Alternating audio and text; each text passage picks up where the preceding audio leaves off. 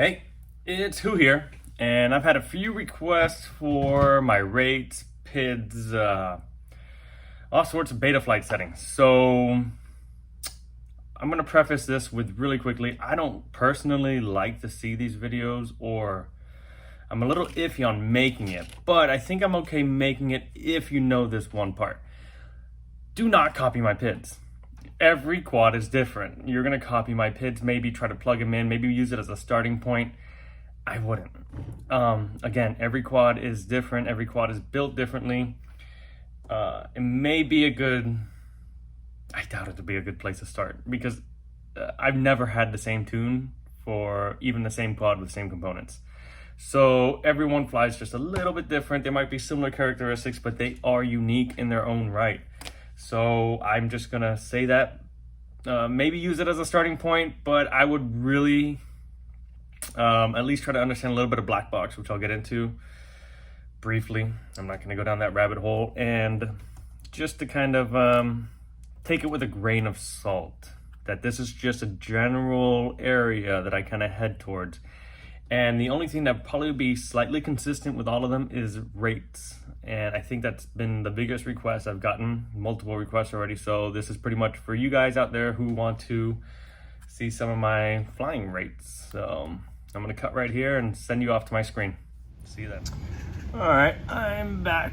And what I have plugged in here is the Squirt. Still running Betaflight configured at 10.40 down here, just because I don't really care to update it. And the reason for that is because, as you can see here, I am flying Betaflight 3.33. And you're probably going to like, what the hell, why is he flying such old firmware? And I'm just gonna go into the sense that everything was a lot easier to tune before 4.0. I'm not saying 4.0 tunes cannot be tuned as well and simply as I can put them in here, because I am just going on the basics. I just want to go out and fly. I don't really care too much about breaking down decimal points or exact configurations on my setups, man. Just period. I want to make this pretty simple. I want to make this straightforward. I'm just kind of going through step by step, like, you know, section by section here. Nothing too crazy. Very basic stuff from my FC, which I'm running in F4. And I'm able to ride 8 kilohertz times 2, which is awesome for that.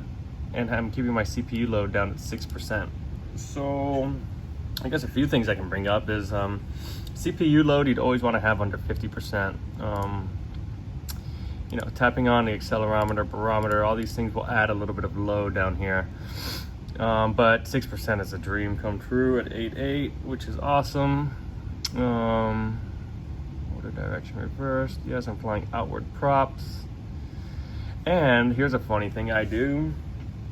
When I initially set up this quad, I go to multi-shot. Leave this all as it is, save and reboot. And I go to motors and I calibrate my ESCs. I'll do it for fun right now. Let me see if I can find a battery. Here we go. Understand the risks. First things you're gonna do is, as you saw, I went to multi-shot. Come over here to the motors tab. I understand the risk. We're plugged in, and here we go. I dragged master all the way up. No battery plugged in or anything. And here we go. I'm gonna plug in the battery, and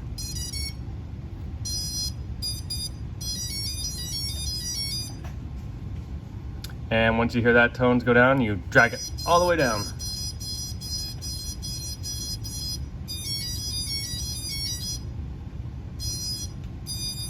Great. My ESCs are now calibrated. That's the last time you heard that one happen. So right there alone, I have shaved off a ton. And I go back to D-Shot 300, which is half of what my ESC suggests. My ESC says max out at D-Shot 600. I tend to always go half of that. So if your ESC is rated for D-Shot 300, you'd go to D-Shot 150. Again, I do this to not overload any of my electronics, keep them at bay and make them happy. You know, no need to run out maxed out all the time when, you know, right here in the middle works just fine. So I'm back to D-Shot, save and reboot. My ESCs are now calibrated. This is something I do on every build, and if you haven't done it to your build yet, it takes 3 seconds to get it done. So we're gonna go back in, And now we'll go to, oh, sorry about that. We'll go to the juicy part for you all. Let me line that up for the screen right here. Okay, the juicy part is PID tuning. So my PIDs are relatively chill. PIDs meaning right up in this zone. I actually have had a little bit of funky flying with this lately. I'm gonna go to 50 just to up it a little bit, and I'm probably gonna up my pitch, but yeah, you know what, 54, that's fine. My RC rates are always below the 1.0 that it comes stock when. I think one thing you'll notice is my D-term rates are really, really low. Again, I'm riding 3.3. I've heard that, you know, 4.0 up, you can jack these things up 38, 39, no problem, no hot motors. But you know what? I learned how to tune in 3.3, 3.5, everything below 4.0 I learned how to tune in. So I kind of just keep it simple like that. I'm actually surprised to find out that I don't have expo on this quad, but I'm gonna kind of keep it that way because I like the way it's been flying. But normally I'd put about 0.2, 0.3, but you know what, with 0, let's just ride with that 0, man. It seems to be flying okay. You'll notice that my super rates are brought down dramatically. I tend to find myself in this high 500s to low 700s range in all my quads. I'll plug in my 5-inch in a few seconds to show you the difference. But the way you can look at these two guys is sort of like right here, expo. You know, I don't really need to add expo if I brought down my rate slow enough.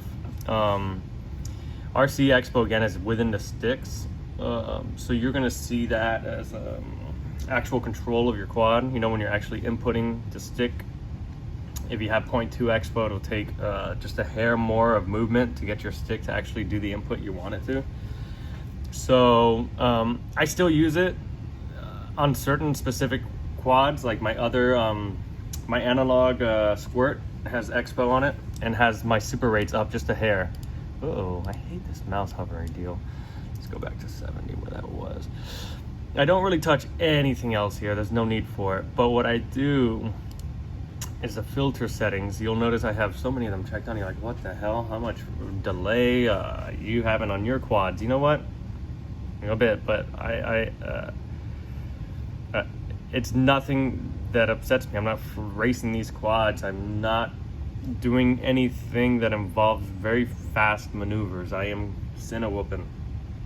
All right, so if I have a little bit of delay because of my maximum filter settings, that's fine. The reason I have set these up like this is because I do buy FCs that come with an internal black box.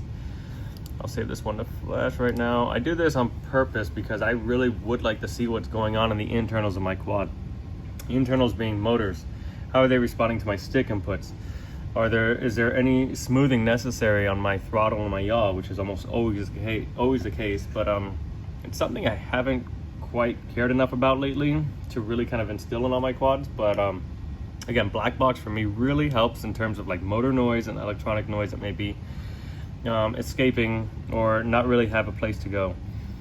Overworked, overused. You have to remember that in this whole connectivity, the motors are the last piece of the puzzle in terms of power output. So if there's any excess voltage, they're likely going to end up in the motors, in turn giving you hot motors. Hot motors, I'm not saying that that's your cause of your hot motors if you have them. Hot motors can have many different causes. D-term, your filter settings, bad tune, COG, you know, there's so many different things that go onto it, but I'd like to minimize any kind of mechanical or electrical noise right off the bat using black box. I don't really want to go too deep into it, but if you're really interested in black box stuff, let me know and I'll walk you through my black box process in another video. I really wanted to kind of stay toned in on my the PIDs and the rates, not even the PIDs, really just the rates and where my range is at. So here is my cinewhoop squirt V1, and let's plug in the 5-inch quad to see if we notice any difference. All right, so they're the same, similar. This is actually analog setup. I got my D-Shot 300. You'll notice I start to fly very similar setups. This one's on 3.2.1, fine with me. It's what the FC came flashed with, and I'm fine with it. As long as it's below 4.0, I'm a pretty happy person in terms of like just knowing what I got to do to my quads. This one does not have a black box. I can insert an SD card, which I did prior to all of this, and set my settings up. But let's go to the PID tuning right away and just show you a difference.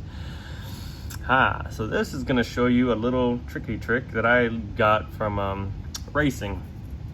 Yaw is a beautiful input when done properly. And done properly meaning almost always, for me, on a level or level-ish quad, seems to be where yaw really outshines, which is why in the cinewhoop you'd notice that all of my rates are even, all of my super rates were even, and my RC rates were even. In this case, that is not happening. And the reason for it is because this is a little bit more of an attitude quad. This was definitely my ripper, a little bit faster, a higher pitched angle. It's gonna fly differently than my level cinewhoop. So I actually lower my yaw to kind of not let it be so much of an influence at my angled flying, which is 35 degrees, roughly about 35 degrees. You'll notice that yaw input starts to kind of level you out, actually, and this really, it's a strange input, especially when I'm banking or making turns, and I'm used to just racing with low yaw because it's all in the pitch and roll. It's sort of the way I tackle my 5-inch flying, very similar, just almost like a race quad, although it's not flown like one particularly, but it can handle like one, and that's important to me. You will notice my D terms are a little higher than normal, and I did add RC Expo here, which, as a matter of fact, it's been flying a little too mushy for me lately, so I'm gonna actually bring down my Expo to barely anything to me. In my eyes, 0.10 is like the minimum amount of Expo you'd want to add. I don't know why you'd add less, or, you know, I think 0.10 is a great starting point if you're gonna add RC Expo. Take it step by step there. Yeah, aside from that, you know, you can see that the yaw will have just a slight, you know, couple hundred degrees less, a little less than 200 degrees, just so it doesn't get input as often. You know, when I do hit yaw, when I'm throttling up or something like that, if I have any input, it'll be a lot less noticeable than if I had this matched with the other two axis, or rich roll and pitch. Excuse me there. Aside from that, you know, I did the same thing I did with the other quad, you know, multi-shot. I calibrated my ESCs. It always saves me a problem. It saves me any issues. And I'll show you right now. Give me a second. BL Heli configurator. Slap that one right here. Let's get a battery for you.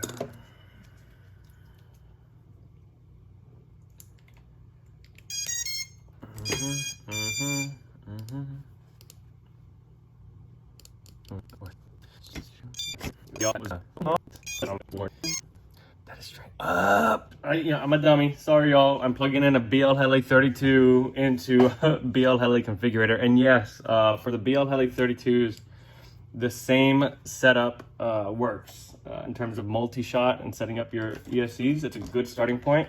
But let me get that squirt back in to show you really briefly one last thing that that is noticeable after you do your ESC calibration. So let's get you disconnect, maybe start you up again because that looks like it got effed. All right, we'll connect, and we'll plug in a battery, and we will read setup. All right, there we go. Let me bring that back in here. So you will see that my motors, even sometimes they come stock, and you plug it in and you check out BL Heli, and they are right where they need to be, perfect. But you can see that they are literally matched up. 10, 12, 1992, 10, 12, 19. I did not do any touching here. I literally just did the Betaflight ESC connection, calibration, which is a little bit old school. I personally, I don't know if I do it past 4.0 because I don't use it, but it works with BL Heli 32s. It works on just regular BL Heli ESCs, and you know, I think along those lines, these are just tiny little things that I do in terms of my setup once I have a quad built out that might help you and maybe give you a starting point. I say that a little bit hesitant because, you know, every quad is different, and I will emphasize that one more time. Every quad is unique. No two quads will have the same exact tune. There will always be something different, either mechanically, structurally, something that is different from that quad to the next, because not every component is made the same. So if you start kind of running on that point and you kind of use that as your guide to kind of understand that each quad is unique, you will start to learn all the little steps you can take to kind of simplify and unify your process, make your own process, make your own setup process, and do what works well for you. Because ultimately this is a very individual thing, and not what I do may not work for you, and what you do may not work for me. But experimenting is the only way you'll ever know, and I encourage that wholeheartedly. So go out there, have fun. I hope this kind of helped you out a little bit, and see you next time.